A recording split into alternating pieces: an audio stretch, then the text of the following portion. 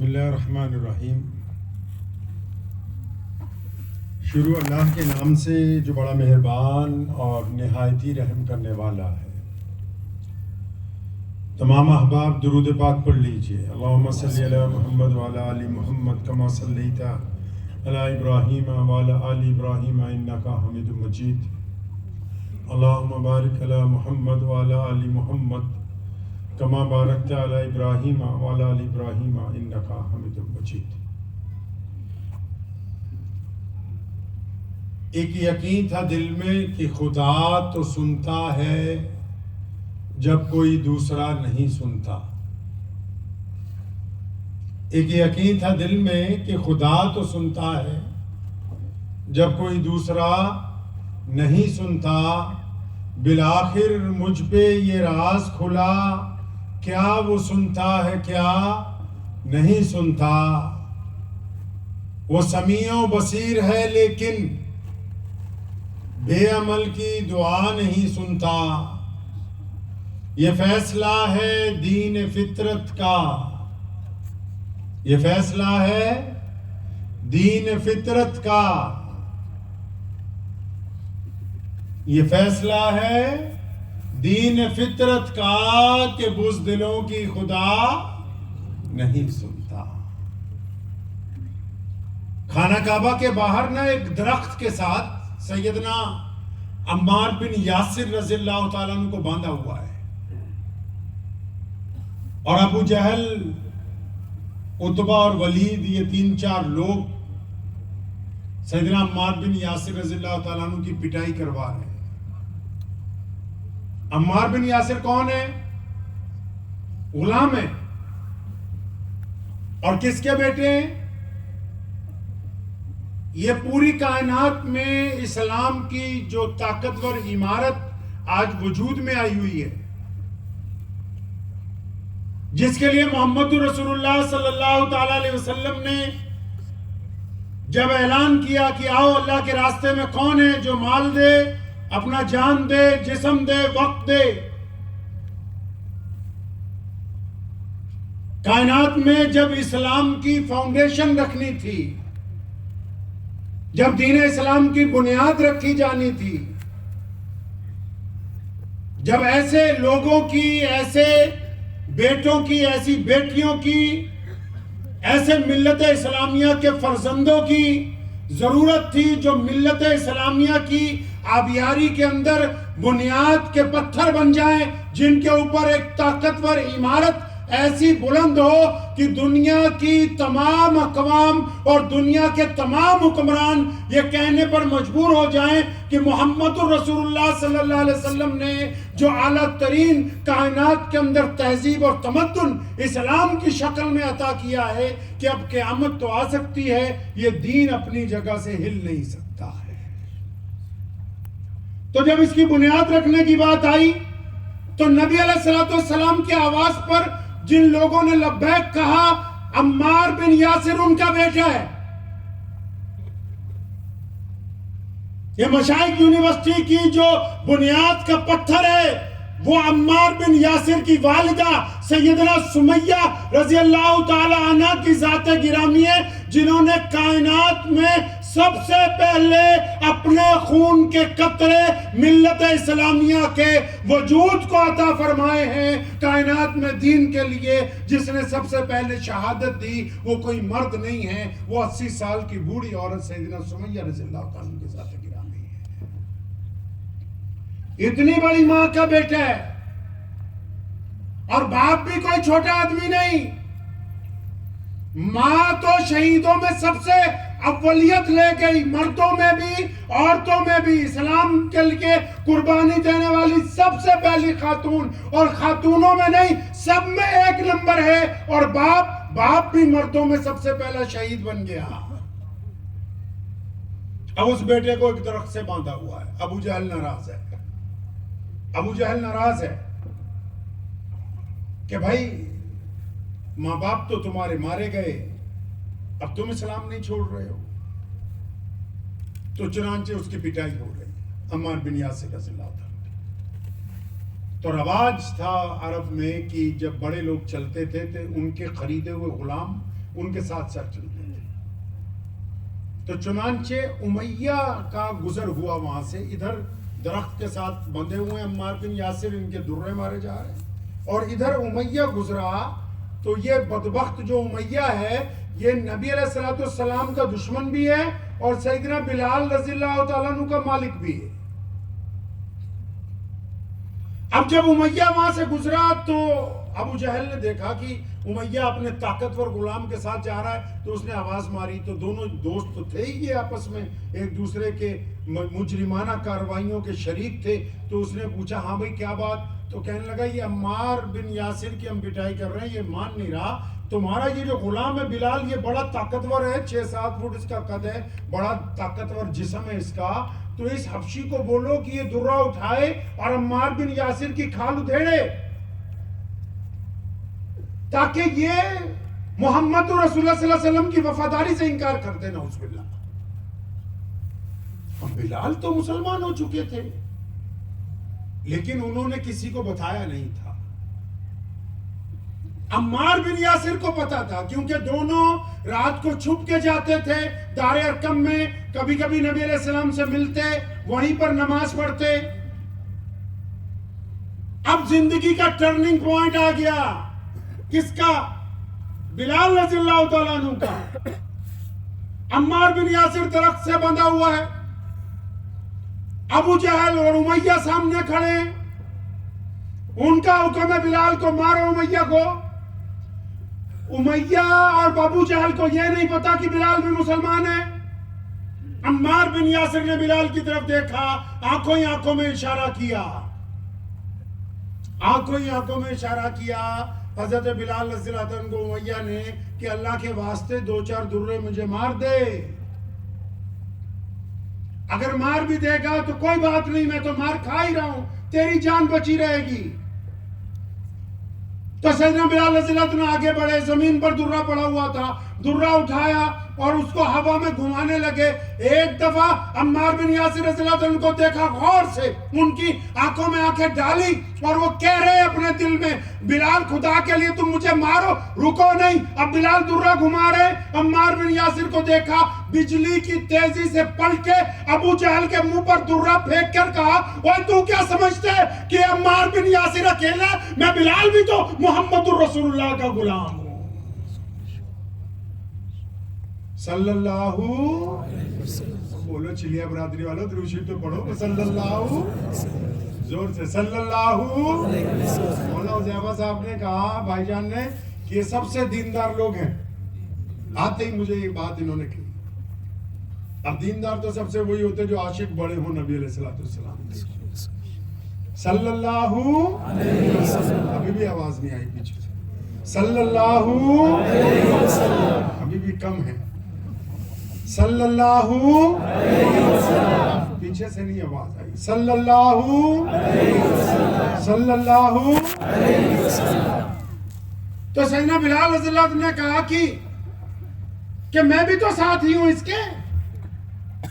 یعنی سیدنا بلال رضی اللہ تعالیٰ عنہ نے تربیت کے ابتدائی مراحل میں جو کچھ سیکھا ہے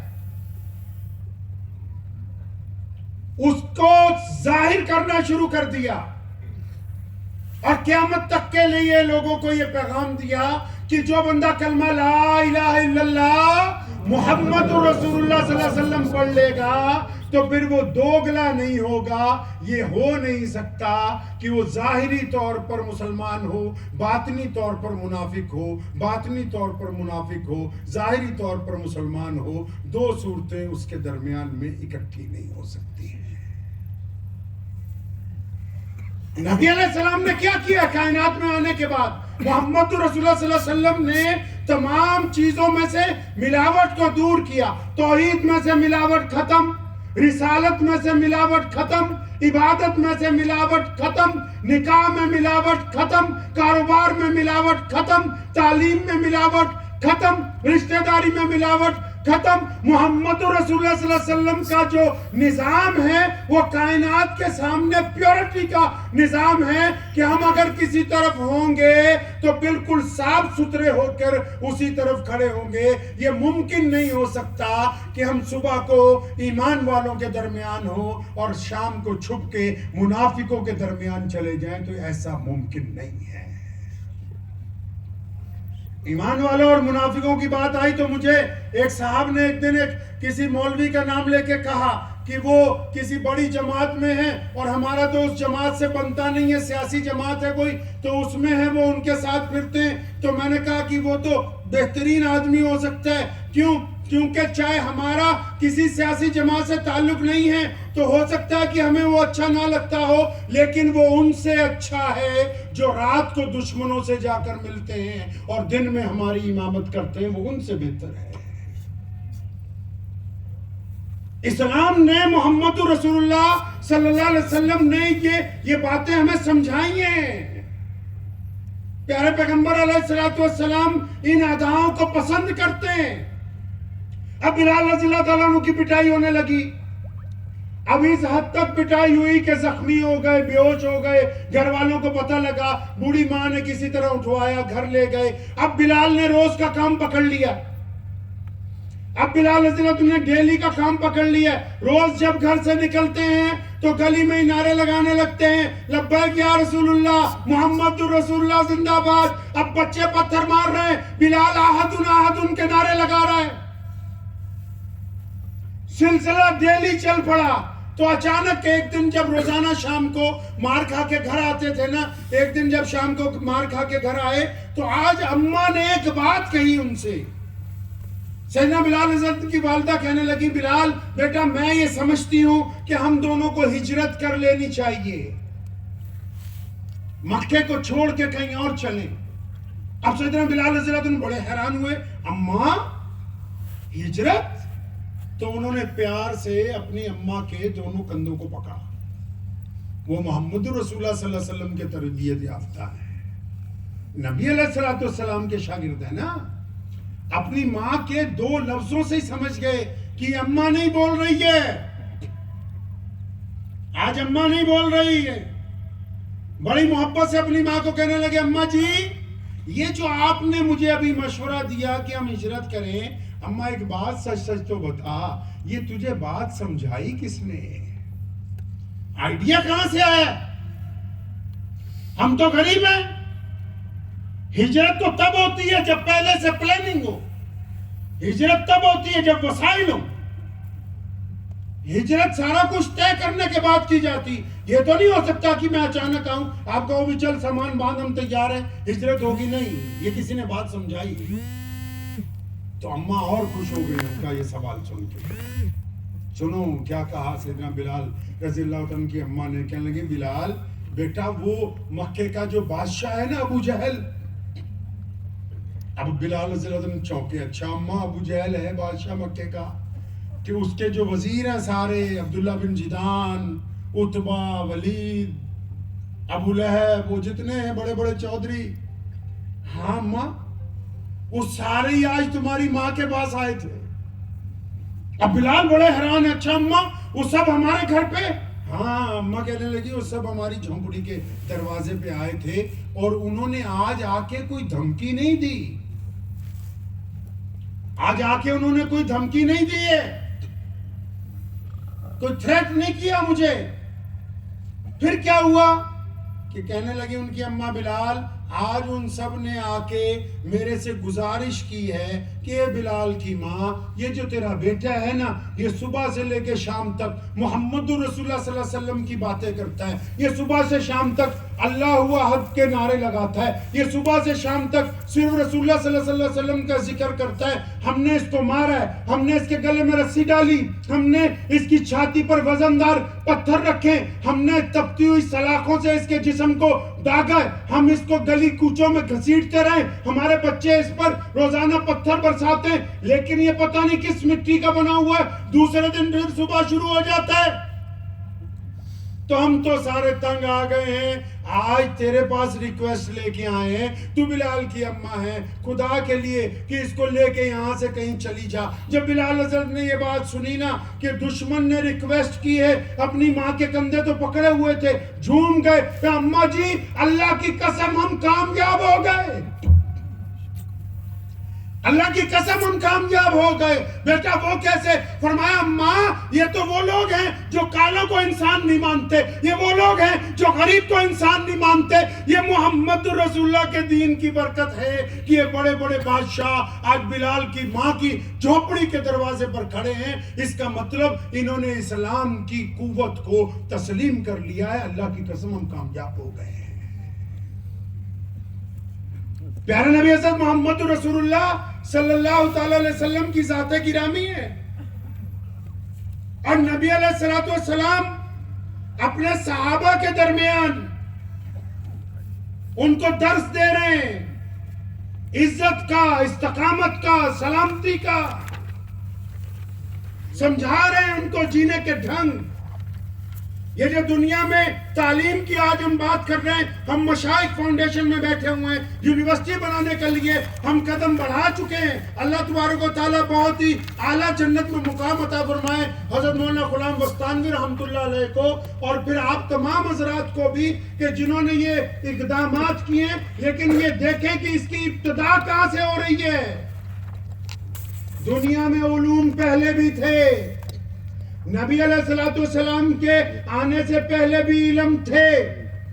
وہ علم تھے حساب کتاب کو جاننے کے, وہ علم تھے احکامات کو جاری کرنے کے, وہ علم تھے ظلم کو صادر کرنے کے, وہ علم تھے دوسروں پر سحر اور جادو کرنے کے. محمد الرسول اللہ نے ان علم کے اندر اسلام کے آداب کو داخل کیا.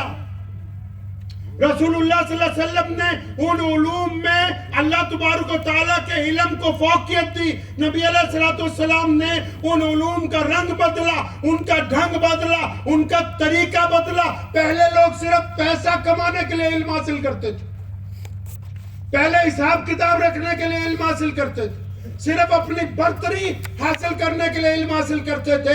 لیکن محمد رسول اللہ صلی اللہ تعالی علیہ وسلم نے جو تربیت شروع کی ہے, آپ علیہ السلام کو جو اللہ نے کہا کہ پڑھیے, لفظ قرآن میں اقرا بسمی شروع جہاں سے قرآن کو کر دیا گیا, وہ اسی لیے تھا کہ ایک ایسی قوم کو اب وجود دیا جا رہا ہے جو صرف پڑھے لکھے نہیں ہوں گے بلکہ تہذیب یافتہ ہوں گے, جن کے پاس علم کی مرکزیت حاصل ہوگی. اور دیکھیں تو پھر صحابہ کرام رضی اللہ تعالیٰ اجمعین نے کیا کیا. غلطی سے ایک دفعہ سیدنا سلمان فارسی رضی اللہ تعالیٰ نے غلطی سے ازراہ مذاق کہا بلال کو, کالی ماں کے پترا کیا حال ہے تیرا.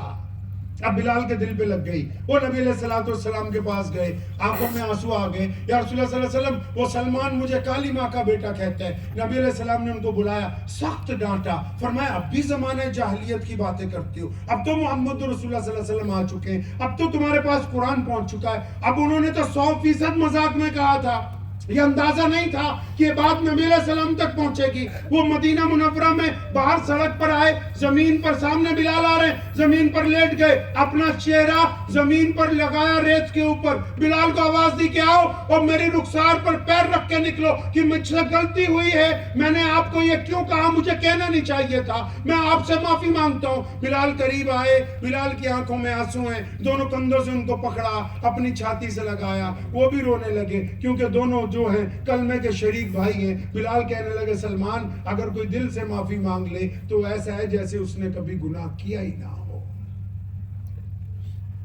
ابھی آپ کے پاس آنے سے پہلے کچھ دیر پہلے ہم لوگ یہاں دفتر میں بیٹھے تھے, حضرت مولانا حذیفہ صاحب مدد چلو کا انتظار کر رہے تھے بھائی جان کا, تو وہاں یہ گفتگو چلی.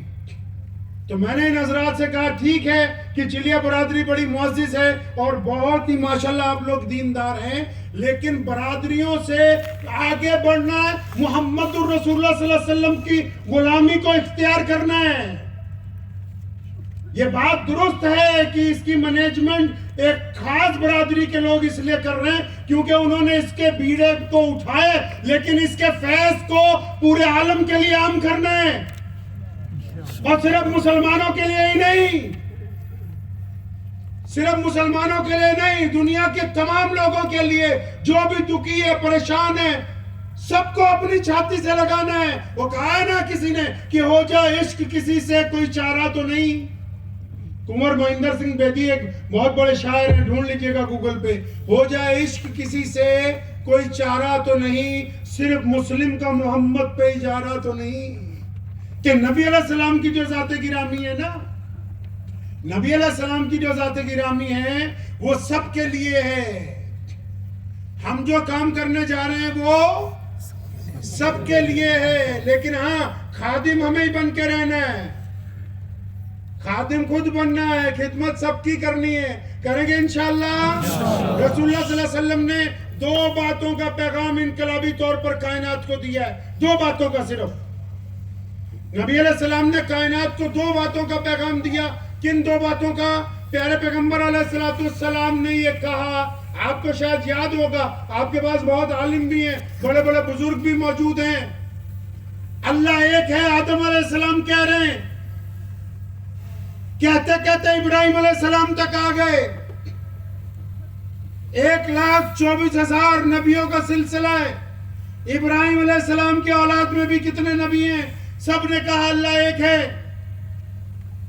لیکن محمد رسول اللہ صلی اللہ علیہ وسلم نے جب اللہ کی وحدانیت کی بات کی، رسول اللہ صلی اللہ علیہ وسلم نے جب یہ کہنا تھا کہ اللہ ایک ہے، تو 2 لفظوں میں 2 ٹوک کہا کہ اللہ کو جو لوگ مانیں گے وہ محمد رسول اللہ کے وفادار ہوں گے۔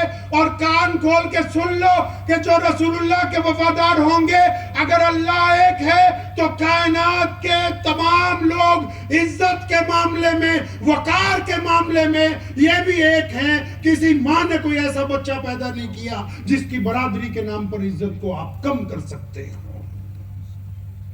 لوگ جا کے حیرت سے بتاتے تھے، کبھی آپ تاریخ پڑھیے گا، جب نبی علیہ السلام مکہ المکرمہ میں پیدا ہوئے، جو لوگ آتے تھے اس دور میں حج کرنے کے لیے، جو اس دور میں بیت اللہ کا طواف کرنے آتے تھے نا غیر مسلم، اور ان کو جب پتہ لگتا تھا ایک نبی آ گئے جن کا نام محمد ہے، جو اللہ اور اس کے رسول کی بات کرتے ہیں، اور جو حیرت کی بات یہ کہتے ہیں کہ بیٹی کو قتل نہیں کرو، یہ اللہ کی رحمت ہے، اور اس سے بڑی بات وہ یہ کہہ رہے ہیں کہ گورے اور کالے بھائی ہیں، اس سے بڑی بات وہ یہ کہہ رہے ہیں کہ انسان کا جوتا پاک ہے، اس سے بڑی بات وہ یہ کہتے ہیں کہ سب ایک ہی صف میں کھڑے ہوں گے۔ تو آپ کبھی تاریخ پڑھیے گا، وہ یمن میں جا کے، وہ کیسر و کسریٰ کے پاس جا کے، وہ ہندوستان تک آ کے لوگوں کو اکٹھا کر کے بتاتے تھے، بھائی ایک ایسا نبی آ گیا کائنات میں جو یہ کہتا ہے کہ تمام انسان ایک برابر ہیں، انسانوں میں کسی ایک کو دوسرے کی وجہ سے ذلیل نہیں سمجھا جا سکتا ہے۔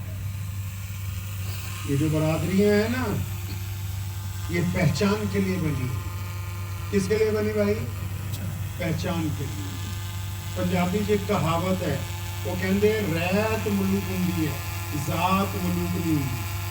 حضرت میں قصہ یاد آتا ہے، پنجابی میں کہاوت ہے ریت ملوک ہوندی ہے، ذات ملوک، مطلب جو ہم کام کرتے ہیں وہی اصلیت ہے ہماری، ذات اصلیت نہیں ہے۔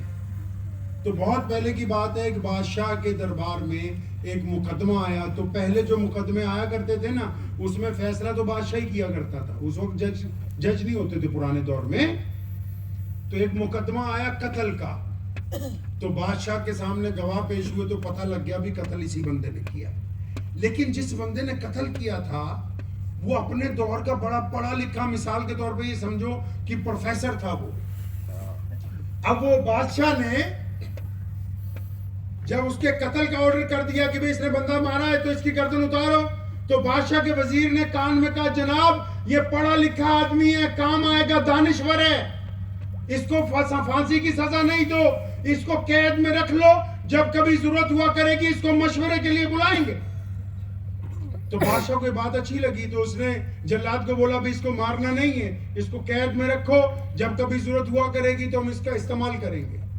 تو وہ قید میں رکھ چلا گیا۔ تو کچھ دن کے بعد ایک بندہ گھوڑے بیچنے آیا جب سلطنت میں، تو بہت سارے گھوڑے لایا۔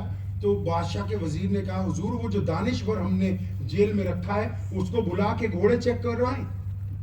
کیونکہ بہت قیمتی گھوڑے، پیسہ دینا ہے. تو اس کو بلایا تو اس نے سارے گھوڑے خریدے، سارے گھوڑے چیک کیے تو زیادہ تر ایک طرف کر دیے اور بیچ میں 15-20 گھوڑے نکال کے ایک طرف کر دیے. اب بادشاہ نے بولا یہ کیا کیا؟ بولا حضرت یہ سارے اصلی ہیں اور یہ جو میں نے الگ کیے ہیں یہ دوگلے گھوڑے ہیں. اب بادشاہ بڑا خوش ہوا تو اس نے بیوپاری کو بلا کے ڈانٹا کہ سچ سچ بتاؤ. وہ بولے بالکل ٹھیک کہہ رہا ہے کہ یہ سارے گھوڑے اصلی ہیں. یہ والے گھوڑے جو ہیں ان کی ماں پیدائش کے وقت مر گئی تھی تو ان کو گدھی کا دودھ پلاتے رہے، اس لیے ان کی اور اس کی نسل میں. تو بادشاہ بہت خوش ہوا. تو بادشاہ نے کہا یار مطلب پیسے بچ گئے، ریاست کو پتہ لگ گیا بھی اصلی کیا ہے نکلی کیا ہے. تو بادشاہ اتنا خوش ہوا تو اس نے شاہی باورچی کو بلایا. تو اس کا جب لانگری آ گیا تو اس نے بادشاہ نے اس کو کہا لانگری کو کہ یہ جو قیدی ہے دانشور، جو نان ہم روز کھاتے ہیں، آپ نے دیکھا ہوگا نا بادشاہوں والا نان، پٹھانوں کا نان بھی آتا ہے نا بڑا، اس میں کاجو بادام قیمہ بہت کچھ، بہت بڑا ہوتا ہے وہ. تو بادشاہ نے کہا جو ہم نان روز کھاتے ہیں آج سے اس قیدی کو روزانہ ایک نان شاہی مطبخ سے جائے گا. قیدی بھی خوش ہوا، دانشور وہ بھی بڑا خوش ہوا. تو چنانچہ قیدی چلا گیا. اب 15-20 دن بعد ایک بندہ ہیرے جواہرات بیچنے کے لیے آیا. تو بادشاہ نے پھر کہا ابھی دانشور کو بلاؤ. دانشور صاحب آئے، سارے ہیرے چیک کیے تو کہنے لگے بادشاہ حضور یہ تمام کے تمام ہیرے جو ہیں ایک کانچ کو تراش کے بنائے گئے ہیں، اس میں اصلی ہیرا کوئی بھی نہیں ہے. اب بادشاہ کو غصہ آیا تو جو ہیرے بیچنے آیا تھا وہ ڈر ڈر کے کانپنے لگا، کہتا حضور غلطی ہو گئی، میرے پاس قرض تھا، میں نے سوچا کہ آپ کو کانچ تراش کے دوں گا تو میرا قرض اتر جائے گا. بادشاہ بڑا خوش ہوا. تو وہ ہیرے والا تو چلا گیا. تو بادشاہ نے لانگری کو بلایا، کہنے لگا یہ قیدی کو ایک روز نان دیتے ہیں نا؟ بولا ہاں جی روز ایک نان دیتے. بولا آج سے اس کے 2 کر دو. اب وہ جب قیدی نے، دانشور تھا قیدی، جب اس نے سنا 2 نان ملیں گے آج سے تو واپس جاتا جاتا بڑبڑانے لگا، کہتا مجھ کو تو بادشاہ بھی نکلی لگتا ہے، یہ اصلی نہیں ہے.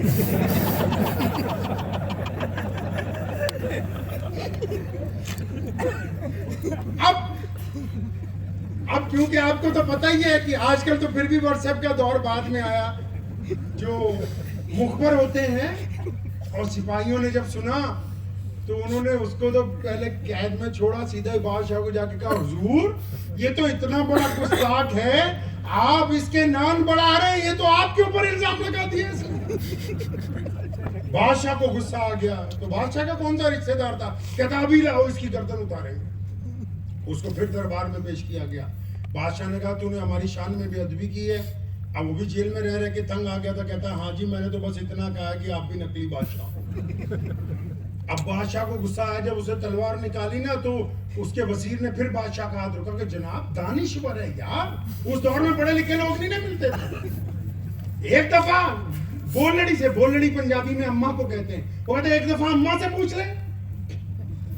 اب بادشاہ تھا کیونکہ وہ تلوار لیے ویسے ہی سیدھا محل میں گھس گیا، اپنی والدہ کے کمرے میں گیا.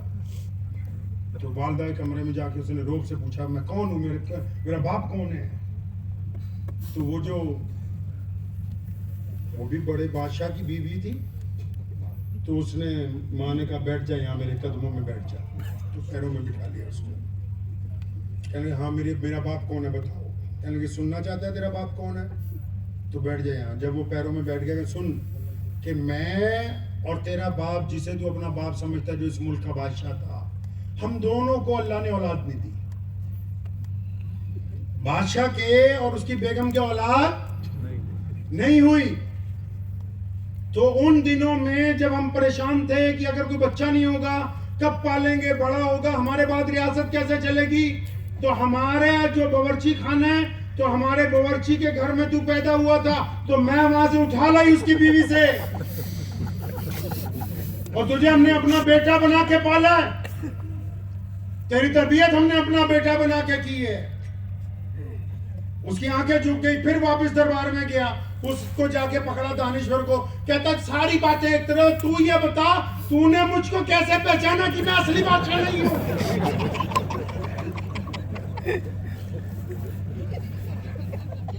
اب وہ اس نے بڑا سیدھا سادہ جواب دیا، کہنے لگا جناب اس میں پہچاننے والی بات کون سی ہو سکتی تھی؟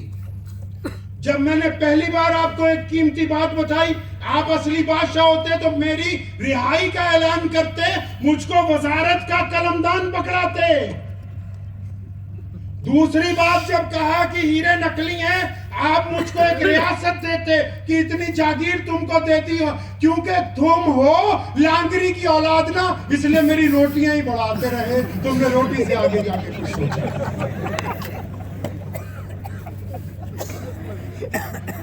تو برادری بڑی فوقیت نہیں ہے، برادریاں دنیا میں دو ہیں، ایک ایماندار، جو لوگ ایماندار ہیں ان کی برادری ایماندار ہے، جو لوگ بے ایمان ہیں ان کی برادری ٹھگ ہے۔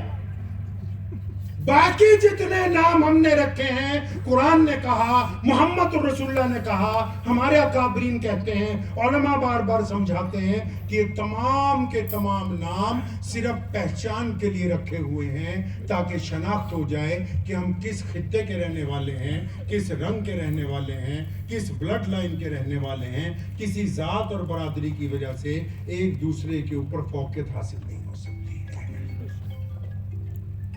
تو حضرت امام جنید بغدادی رحمت اللہ علیہ، بہلول دانا کا نام تو آپ نے سنا ہوگا، بہت بڑے بزرگ گزرے ہیں اور وہ مغضوب تھے۔ تو حضرت امام جنید بغدادی رحمت اللہ علیہ ایک دن سیر کرنے کے لیے نکلے اپنے شاگردوں کے ساتھ، تو بہلول دانا وہاں دریا کے کنارے بیٹھا ہوتا، تو امام صاحب نے دیکھا بہلول ہے، تو گئے اس کو سلام کرنے۔ جب جا رہے تھے تو شاگردوں نے کہا امام صاحب رک جاؤ، یہ بہت بدتمیز ہے، آپ کی بے عزتی کر دے گا۔ تو انہوں نے کہا نہیں نہیں بھائی بے عزتی نہیں کرے گا۔ گئے سلام کیا، وعلیکم السلام، کون ہے بھائی تو؟ فرمایا جی میں جنید۔ فرمایا کون سا جنید؟ کہنے جی میں یہاں درس دیتا ہوں۔ اچھا، کہتا تو امام جنید بغدادی ہے؟ کہ ہاں میں امام جنید بغدادی ہوں۔ اچھا پھر تو تجھے کھانے کا سنت طریقہ پتا ہوگا۔ تو امام جنید بغدادی اس کے پاس زمین پر بیٹھ گئے دریا کے کنارے۔ فرمایا ہاں جی وہ ایسا ہے نا کہ سنت طریقہ یہ ہے کہ ہاتھ منہ دھو کے اطمینان سے بیٹھیں اور کوشش یہ کریں کہ ہر چیز چاروں طرف پاک ہو، اور بسم اللہ پڑھ کے اللہ کے نبی علیہ السلام پہ درود بھیج کے جب کھانا شروع کریں۔ تو جنید بغدادی ابھی باتیں بتا ہی رہے تھے، تو ادھر بہلول کو غصہ آیا، اس نے مٹھی بنا کے زور سے مکہ جنید بغدادی کے مارا اور فرمایا تو اتنا بڑا مولوی بنا پھرتا ہے، تجھے تو کھانا کھانے کا طریقہ نہیں بتایا ابھی تک۔ تو اٹھ کے وہ بھاگ گیا وہاں سے جنید بغدادی، بہلول دانا وہاں سے اٹھ کے بھاگ گیا۔ تو شاگرد آگے چاروں طرف سے، حضرت ہم نے کہا تھا نا کہ آپ کی بے عزتی کر دے گا۔ حضرت کہا تھا آپ مانے نہیں۔ اچھا ایک بات اور بتاؤں، ساری حضرت نہیں خراب ہوتے، کئی بار حضرتوں کے چمچے وقت خراب ہوتے ہیں، سمجھے نہیں؟ بعض اوقات ہم لوگ سمجھتے ہیں حضرت ہی حضرت کو تو پتہ ہی نہیں لگتا، چمچے خراب نکل جاتے ہیں۔ ہمارے یہاں بہت بڑے بزرگ گزرے، شیخ بابا فرید الدین شکرگنج رحمت اللہ علیہ، وہ نفلی روزے رکھتے تھے۔ تو کوئی ہندو بہن آئی تو اس نے کہا حضرت اگر آپ کچھ کھائیں گے تو میں بچوں کو جا کے کھلاؤں گی۔ تو حضرت جب کھانے لگے تو ان کے شاگردوں نے نا ان کی طرف گھور گھور کے دیکھنا شروع کیا کہ تم تو روزہ جمعرات کا روزہ رکھا ہے، جمعے کا روزہ رکھا ہے۔ تو انہوں نے ان کو نہیں دیکھا، بس بسم اللہ پڑھ کے کھایا اور عورت چلی گئی۔ نفلی روزہ تھا، رمضان کا نہیں تھا۔ تو شاگرد بعد میں حضرت آپ نے تو روزہ توڑ دیا۔ فرمایا سنو یہ ٹوٹا ہوا نفلی روزہ ہے، میں پھر رکھ سکتا ہوں، اس کا اگر دل ٹوٹ جاتا تو اس کو کون چھوڑتا ہے۔ تو بعض اوقات جو مشیر جو ہوتے ہیں وہ غلط ہوتے ہیں تو بندہ ٹھیک ہوتا ہے۔ تو حضرت جنید بغدادی کو ان کے چیلوں نے کہا حضرت بے عزتی کروا لی، اب تو تسلی ہو گئی، چلو چلتے واپس۔ تو فرمایا نہیں۔ وہ بہلول آگے جا کے زمین پہ بیٹھ گیا تھا۔ حضرت جنید بغدادی پھر اس کے پاس گئے، السلام علیکم۔ وعلیکم السلام، کون ہے بھائی؟ فرمایا جناب میں امام جنید بغدادی جس کو کھانا کھانے کا سلیقہ نہیں آتا ہے۔ فرمایا تو بہت بڑا مولوی، بیٹھ جا میرے پاس۔ ان کو پھر بٹھا لیا اپنے پاس۔ کہتا اچھا ایک بات بتا، تجھے بات کرنے کا سلیقہ ہے؟ فرمایا جی ہاں مجھے بات کرنے کا سلیقہ ہے۔ تو جمعے میں تو ہی بیان کر سکتا؟ ہاں جی میں ہی بیان کرتا ہوں۔ کہاں سے شروع کرتا ہے بات کیسے کرتا ہے؟ تو حضرت نے جب ابھی شروع ہی کرنا تھا اپنی گفتگو کہ میں پہلے درود پڑھوں گا، پھر حضور صلی اللہ علیہ وسلم کے اوپر کچھ باتیں کروں گا، ابھی وہ 2-4 رسمی باتیں کی تو اس نے پھر ایک مکہ مارا ہوا زور سے۔ فرمایا تجھے بات کرنے کی بھی تمیز نہیں ہے، نکل جائے یہاں سے۔ اب وہ پھر اٹھ کے بھاگ گیا۔ تو شاگردوں نے پھر کہا حضرت 2 دفعہ بے عزتی ہو گئی، اب چلے۔ فرمایا نہیں. تیسری دفعہ پھر سلام کیا, السلام علیکم ورحمۃ اللہ. وعلیکم السلام. کون ہے بھائی؟ جی امام جنید بغدادی, جس کو کھانا کھانے کی تمیز نہیں, جس کو بات کرنے کا سلیقہ نہیں. تو انہوں نے بٹھا لیا. فرمایا اچھا تجھے سونے کا سلیقہ تو آتا ہوگا, رات کو سوتے کیسے ہیں؟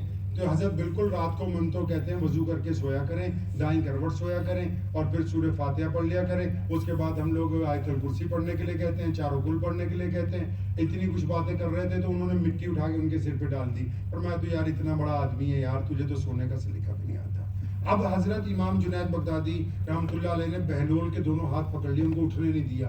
کہنے لگا میری بات سن لے, اب تجھے مجھے یہ تینوں باتیں بتانی ہوں گی. تو بہلول نے کہا سن جنید, کھانا کھانے کی تمیز یہ نہیں ہے کہ کھانا اچھا ہو, کھانا کھانے کی تمیز یہ نہیں ہے کہ برتن اچھے ہوں, ڈائننگ ٹیبل اچھا ہو, ہاتھ صابن سے دھلے ہوئے ہوں, شکل تمہاری قبلے کی طرف ہو, تم بسم اللہ پڑھ کے کھا رہے ہو. فرمایا یہ تو ضرورتیں ہیں.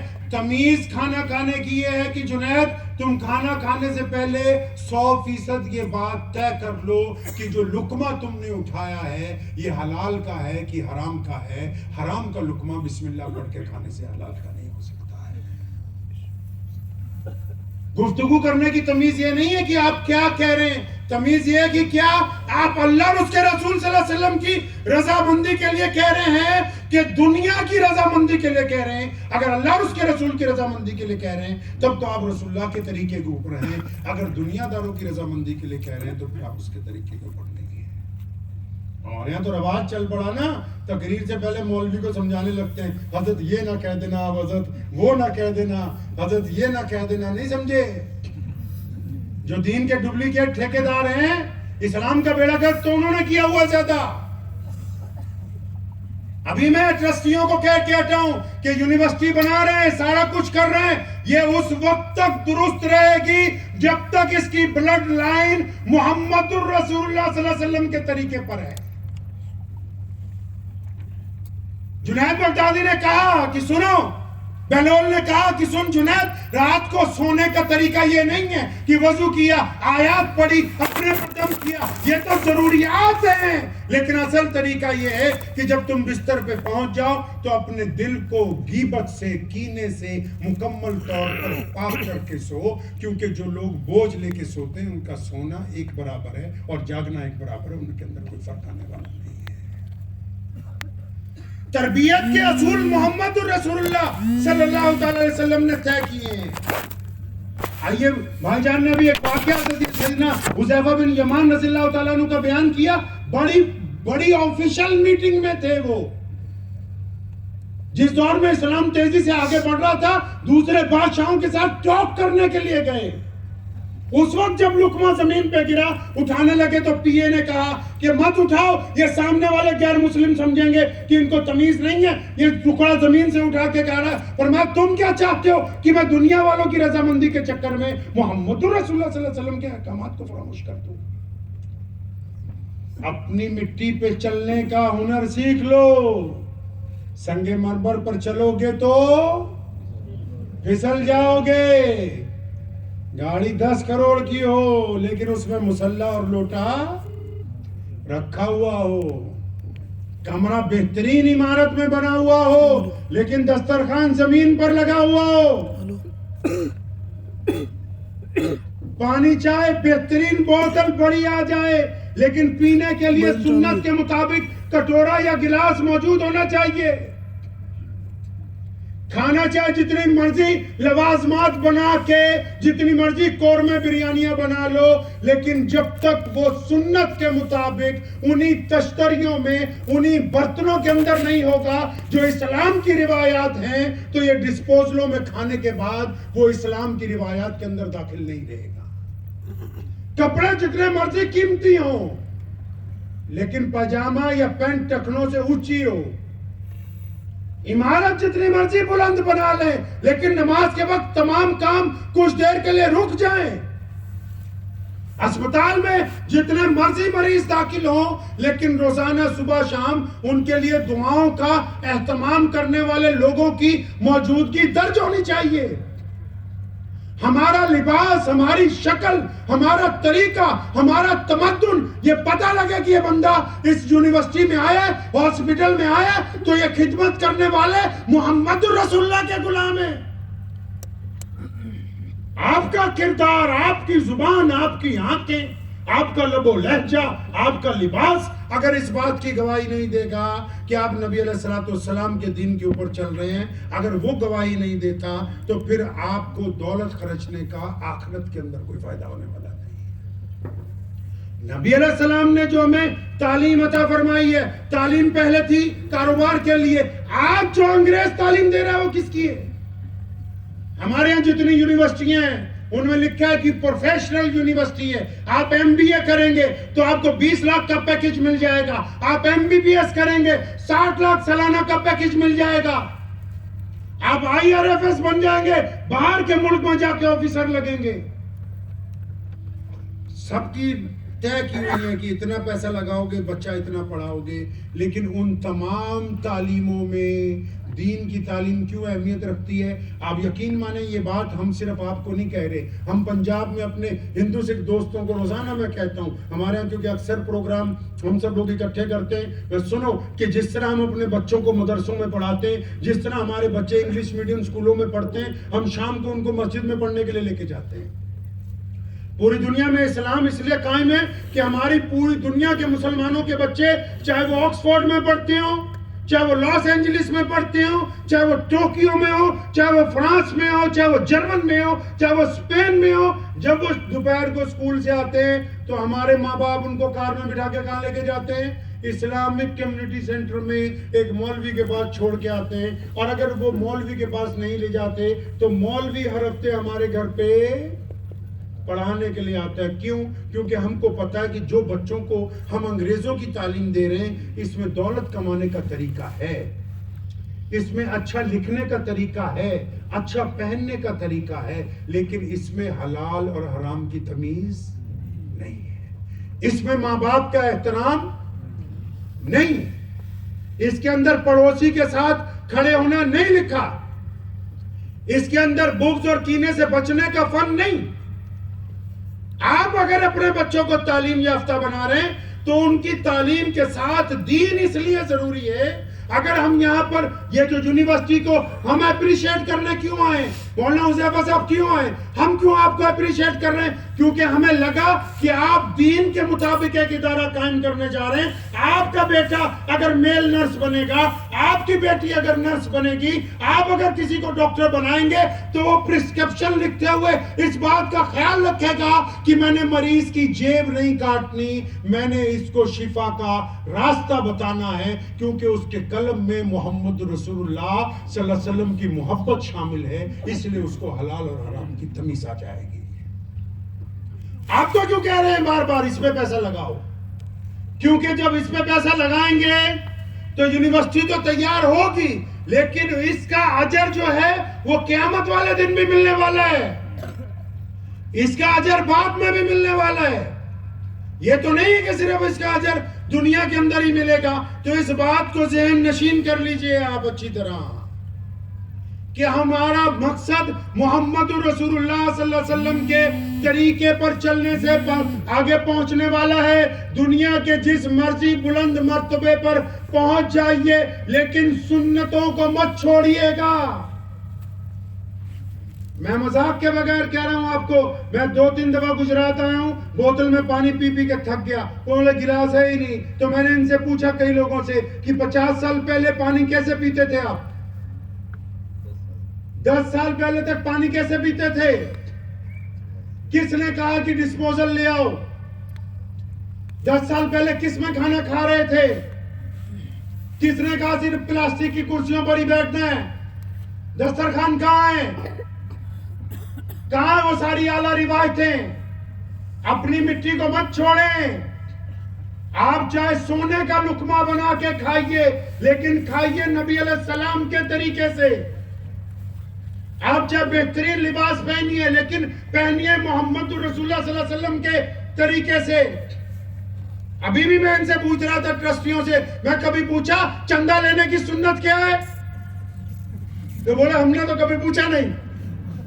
لیکن نبی علیہ السلام نے جب چندے کا اعلان کیا فرمایا آؤ تمہاری جان بھی چاہیے مال بھی چاہیے, تم میں جو قابل ہیں آ کے کام کرو, تم میں جو ٹیلنٹ کے لوگ ہیں آ کے اپنا ٹیلنٹ دکھاؤ, جو ٹیلنٹ نہیں دکھا سکتے وہ رقم لگاؤ, جو رقم نہیں لگا سکتے آ کے مزدوری کرو, ہمارا کندھا سے کندھا لگاؤ. یہ محمد رسول اللہ کی سنت ہے, نبی علیہ السلام کی سنت ہے کہ جب چندہ آ جائے رقم جمع ہو جائے اس کو فوری طور پر خرچ کر دو. کھانے پینے میں بھی تو نبی علیہ السلام کی سنتیں ہونی چاہیے نا. ہم تو کبھی پوچھتے ہی نہیں, ہم تو بولے صبح قورمہ اور صبح کو قیمہ اور ساتھ میں نان, دوپہر کو بریانی اور ساتھ میں مرغے کا قورمہ, شام کو پھر دوبارہ بریانی اور اس کے ساتھ جناب علی کوئی دیسی مرغا, صبح اٹھتے پھر نہاری. اللہ اکبر. نبی علیہ السلام نے تو 24 گھنٹے گوشت نہیں کھایا. ہم اس کثرت کے ساتھ نعوذ باللہ جو بنیادی سنتیں ہیں ان کو چھوڑ رہے ہیں. اس سے یہ خطرہ کھڑا ہو گیا کہ کیا صرف اسلام ہمارے پاس دکھاوے کا رہ جائے گا. ابھی آپ تمام حضرات بیٹھے ماشاءاللہ یہ پورا علاقہ اللہ والوں کا ہے اور سب دیندار ہیں. آپ کو تو پتہ ہی ہوگا کہ پائجامہ جو ہے ٹخنوں سے, ارے بولتے رہو بس اور 10 منٹ میں چھوڑ دیں گے آپ کو انشاءاللہ. پائجامہ کہاں ہونا چاہیے, کدھر, اور مونچھیں ہونٹوں سے. اب یہ جو پائجامہ ٹخنوں سے اوپر ہونا چاہیے, تو میں ایک واقعہ دوبارہ بتا دیتا ہوں. بھائی جان بیٹھے ہوئے ہیں. حضرت جب میں پڑھنے گیا سہارنپور مزارلوم, ہم تو پنجاب میں تو بہت کم مسلمان ہیں ابھی بھی, تو وہ اتفاقاً میرا پائجامہ نیچے تھا تو مجھے 2-3 لڑکے ملے, وہ بولے تو جہنم میں جائے گا اس کو اونچا کرو. اب بات ٹھیک ہے غلط ہے, بات تو ٹھیک. بھائی اگر پائجامہ نیچا ہوگا تو کہاں جائیں گے, ارے بولو بھائی, زور سے بولیے. آپ سے کچھ باتیں کرنے آئے ہم لوگ. ہم دونوں بھائیوں کو جو آپ نے بلایا تو باتیں کرنے کے لیے بلایا نا, آپ سے گفتگو کرنے کے لیے آئے ہیں نا. اگر صرف جلسہ کرنا مقصد ہوتا پھر تو روز ہوتے ہی ہیں جلسے. ہم تو کسی خاص مقصد کے لیے اکٹھے ہوئے نا سب. تو پائجامہ اگر ٹخنوں سے نیچے ہوگا تو کہاں جائیں گے بھائی, ہاں, اور اگر اونچا ہوا تو جنت. مولوی مجاور صاحب مجھے پہلے ہی کہہ رہے تھے بھی ساری تم یہ دیکھ کے ہی نہ سمجھنا ساری مفتی ہیں. لیکن یہ جو بخاری شریف میں حضرت ابوبکر صدیق رضی اللہ تعالیٰ عنہ کے بارے میں لکھا ہے کہ جب ان کو پتہ لگا کہ پائجامہ اونچا رکھنا چاہیے, لاچا وہ لنگی باندھتے تو تھوڑے ہیلدی تھے نا, تو بار بار کھسک جاتے ہیں. نبی علیہ السلام کے پاس دوڑے کہ یا رسول اللہ میں تو بڑا ہلاکت میں پڑ رہا ہوں, یہ بار بار کھسک جاتا ہے. اور فرمایا گھبرا کیوں رہا ہے, کسن تھوڑی نیچے کیا ہے, لیکن اس کو رکھنا اوپر ہے. کہاں رکھنا ہے جی, کہاں رکھنا ہے پائجامے کو, اوپر. کیوں, کیوں, سنت ہے. صحیح جا رہے ہو بالکل. اور کسی کو کوئی ایکسکیوز. وہی بات میں نے اپنے گھر پہنچا, جب میں چھٹی پہ جمعرات کو چلا جاتا تھا تو میں نے اپنے والد شیر اسلام مولانا حبیب الرحمن ثانی لدھیانوی رحمۃ اللہ علیہ کو کہی. ہمارے ابا میں ایک ہی سب سے بڑی خاصیت جو ہم نے ساری زندگی نوٹ کی, بغیر سنت کے کبھی کوئی کام نہیں کرتا. تو میں کہا ابو آپ یار ہم سے جھوٹی بولتے رہے. ہمارے ابا کہا کرتے تھے بھی ہمیں اپنا دوست سمجھو. میں آپ ہمیں جھوٹی بولتے رہے. بولے کیا, میں کہا آپ تو کہتے ہو کہ ماں کے پیروں کے نیچے جنت ہے, وہ مدرسے والوں نے بتایا کہ وہ ٹکنوں میں پھنسی ہوئی ہے.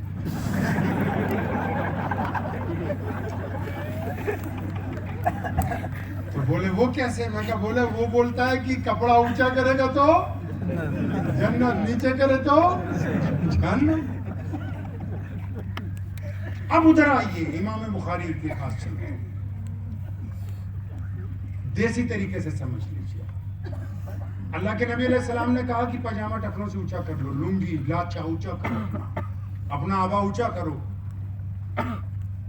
اب کیوں, اب ایک بندہ جس کا پائجامہ ٹخنوں سے اونچا ہے, کوئی بھی بندہ جس کا پائجامہ ٹخنوں سے اونچا ہے اور وہ اپنے ابو کو گالی دیتا ہے, اپنی ماں سے بدتمیزی کرتا ہے، اپنی بیوی سے بدتمیزی کرتا ہے، بچوں سے بدتمیزی کرتا ہے، ہر ایک راہگیر کے سلام کا جواب نہیں دیتا، وہ غریب کے منہ میں لقمہ نہیں ڈالتا ہے، وہ مسجد میں نمازیوں سے غنڈہ گردی کرتا ہے، اس کی آنکھوں میں شرم و حیا نہیں ہے، اس کی زبان سے کوئی بچا ہوا نہیں ہے، اس کے دل میں کینہ ہے، اس کو غیبت کرنے کی عادت ہے۔ اب یہ نالائق گدھا آدمی پاجامہ ٹخنوں کی بجائے اگر گھٹنوں پر بھی کر لے گا تو شریعت کو اس سے کچھ لینا دینا نہیں۔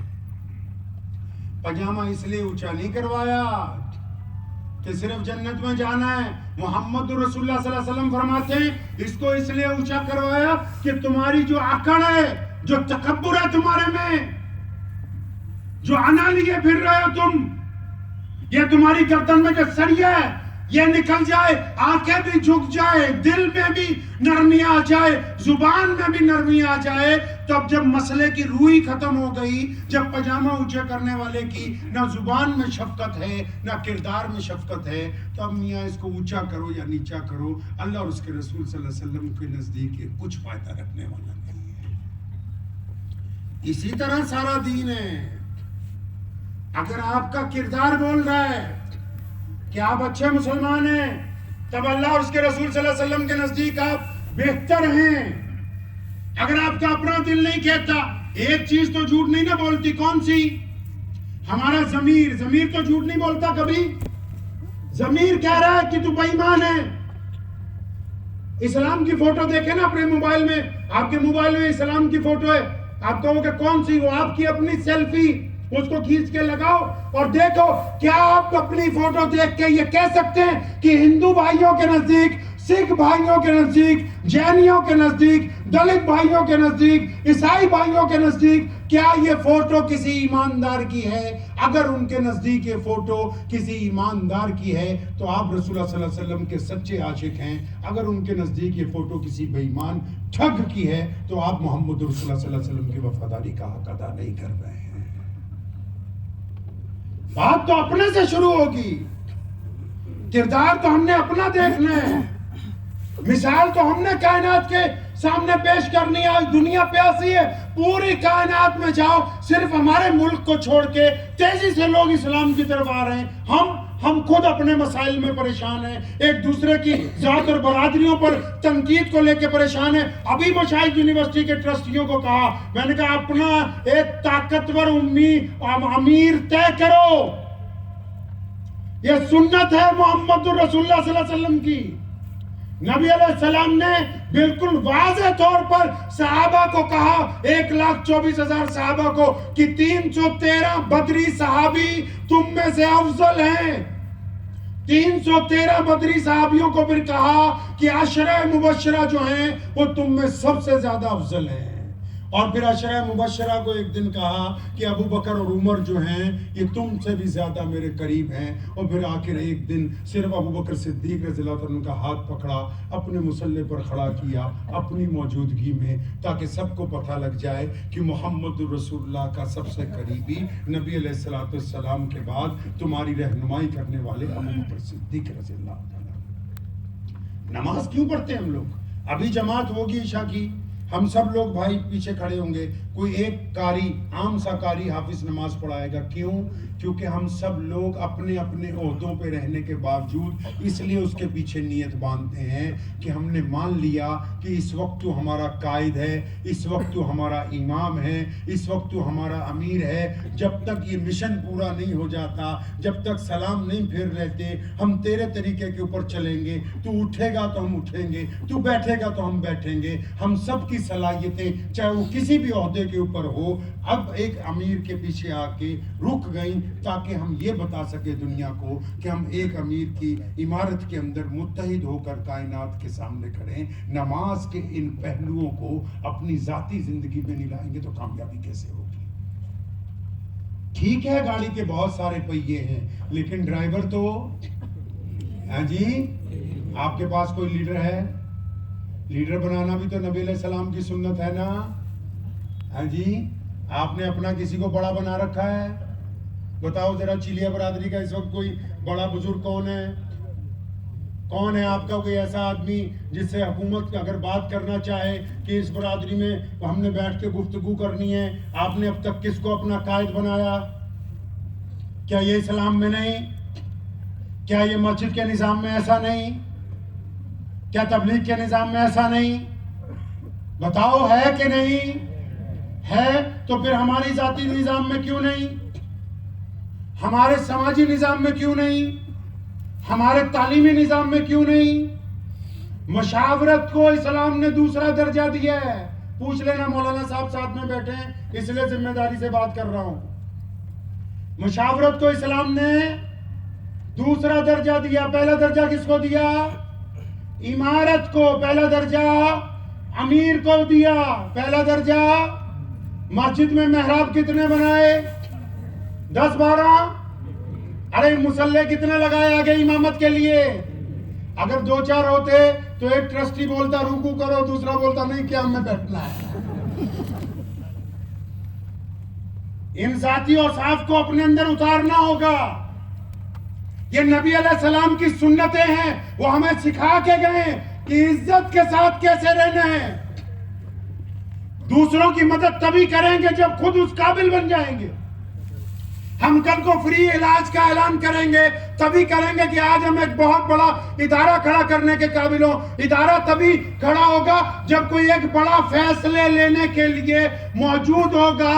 یہ تو نہیں ہو سکتا کہ ہر فیصلہ لینے کے لیے آپ کو اکٹھا کیا جائے، پھر ایک میٹنگ کی جائے، پھر 200 لوگوں سے مشورہ کیا جائے. نہیں، بلکہ ہم کو اپنے معاشرتی نظام میں نبی علیہ السلام کی سنتوں کو ہر جگہ لے کے آنا ہوگا. ہر جگہ نماز میں سنت ہے تو عمارت بنانے میں بھی سنت کا دخل ہے. عمارت بنانے کی سنت نہیں پوچھی نبی علیہ السلام سے؟ پیارے نبی علیہ السلام سے نہیں پوچھا کبھی آپ کے آرکیٹیکٹ نے کہ عمارت کیسی ہونی چاہیے؟